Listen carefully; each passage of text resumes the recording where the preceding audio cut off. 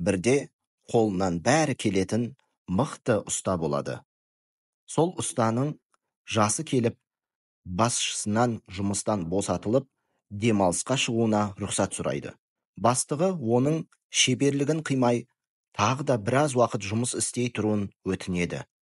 Бірақ ұста өз дегенінен қайтпайды екен. Сонда бастығы оған шарт қойып, соңғы тапсырысты орындап, бір зәулім үй тұрғызып берсе, жұмыстан босататынына уәде береді.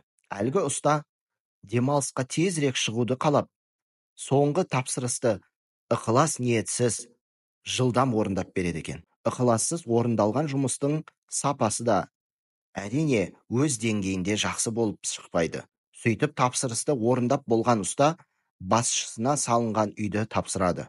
Ал басшысы болса, сол үйдің кілтін ұстаның өзіне қайтарып беріп, былай дейді: осыншама уақыт қоғамға қызмет етіп, біраз пайда тигізгеніңіз үшін мына үйді сізге құрметпен сыйға тартамыз. Сонда ұста болса, соңғы атқарылған жұмысты ықылассыз орындағанына қатты өкінеді екен.